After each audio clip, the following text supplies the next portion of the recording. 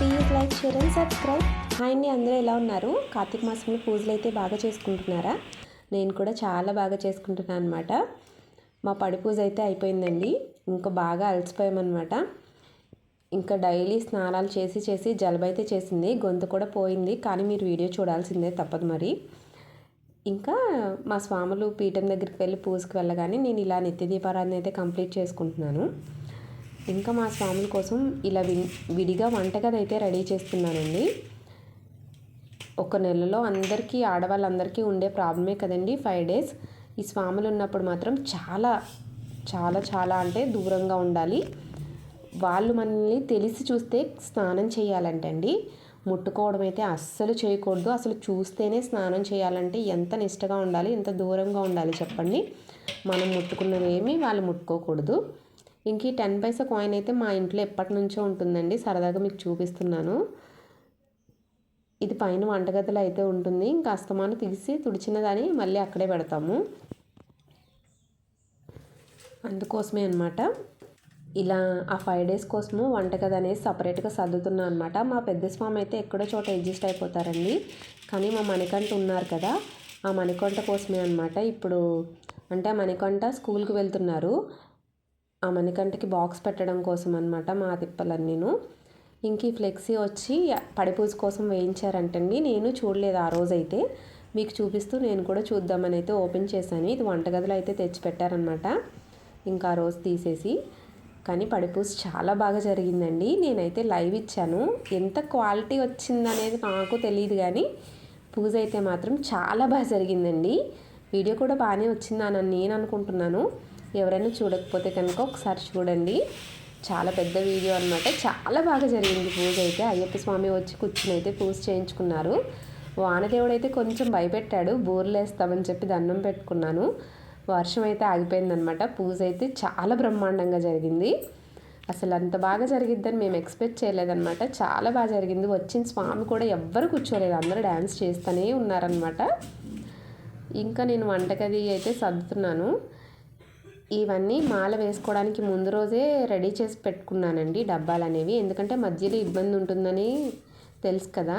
ఈ 5 డేస్ కోసమన్నా ఇలా అయినా డబ్బాలు సపరేట్ చేయాలి అని ముందుగానే సపరేట్ చేసేసి ఉంచాను.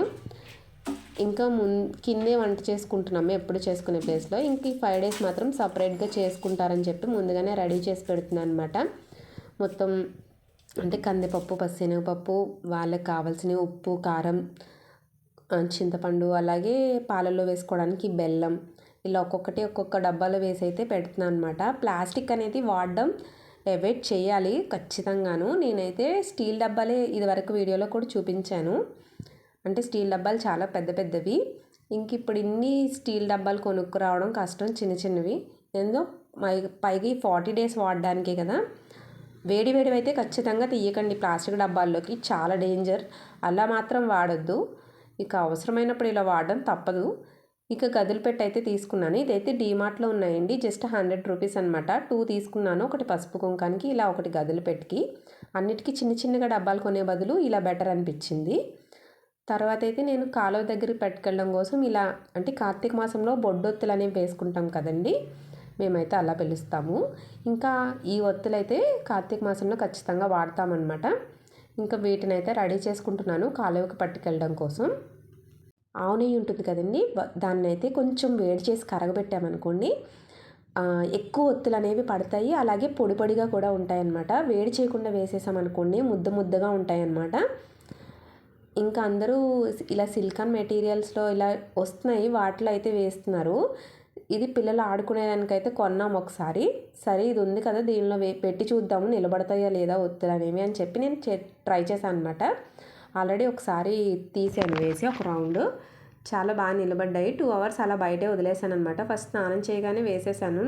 ఆవు నెయ్యి అనేది వేడి చేసుకుని ఒత్తులు అనేవి పక్కన పెట్టేసుకున్నాను అనమాట. వేసుకుని బాగానే గట్టిగా అయిపోయాయి. తర్వాత సెకండ్ టైం అయితే ఫ్రిడ్జ్లో పెట్టాను, డీప్లో. ఒక 1 అవర్ పెట్టేసి వదిలేసాను అనమాట. నేను పని చేసుకుని వెళ్ళేటప్పటికి ఇలా చక్కగా గట్టిగా అయిపోయి ఉన్నాయన్నమాట. ఇక మార్నింగ్ కాలువకి వెళ్ళేటప్పుడు పట్టుకెళ్ళామనుకోండి, చక్కగా అలా తీసుకుని అలా అట్టిడప్పు మీద పెట్టుకుని దీపారాధన అయితే చేసుకోవచ్చు. మాకైతే దీపారాధనకి ఎక్కువ ఒత్తులు పడతాయన్నమాట. ఎందుకంటే మాకు అందరు దేవుళ్ళు దగ్గరగా ఉన్నారనమాట అనుకూలంగాను. వినాయకుడి గుడి దగ్గరే ఆంజనేయ స్వామి, సుబ్రహ్మణ్యేశ్వర స్వామి, శివయ్య, దుర్గమ్మ, రావి చెట్టు, బిల్వవృక్షం, మళ్ళీ ఉసిరి చెట్టు వేసుకున్నాం. అది అన్నిటి దగ్గర ఒక్కొక్క దీపం అయితే పెట్టేసుకుంటున్నాం అనమాట. కార్తీక మాసం కదా, దీపం పెట్టుకోవడం మంచిదని చెప్పి అన్నీ అందుబాటులో ఉన్నాయి కదా, ఎందుకు వదిలేసుకోవడం అని చెప్పి అన్నిటి దగ్గర పెట్టేస్తున్నాము. మధ్యలో సత్యనారాయణమూర్తి స్వామి టెంపుల్కి కూడా వెళ్తామన్నమాట అప్పుడప్పుడు. ఇంకా అన్నిటికీ ఒత్తులు ఎక్కువ ఉంటే మంచిది కదా అని చెప్పి ఒక్కసారి రెడీ చేసేసుకున్నాను అనమాట. మళ్ళీ ఇవి సరిపోవనుకోండి, మధ్యలో ఖచ్చితంగా వేసుకోవాల్సిందే. ఇలా అయితే వేసేసుకుని ఫ్రిడ్జ్లో పెట్టుకోవాలండి, బయట పెడితే కరిగిపోతాయి. ఇలా ఫ్రిడ్జ్లో పెట్టేసుకున్నాం అనుకోండి, ఎప్పుడు కావాలితే అప్పుడు వాడేసుకోవచ్చు అనమాట. అన్నీ బాగానే ఉంటాయి కానివ్వండి, ప్యాకెట్స్ మీద ఇలా దేవుడి ఫొటోస్ ఎందుకు వేస్తారనేది మాత్రం నాకు అర్థం కాదు. బియ్యం సంచుల మీద, ఇడ్లీ నూక సంచుల మీద కూడా దేవుడి ఫొటోస్ ఎందుకండి నాకు అర్థం కాదు.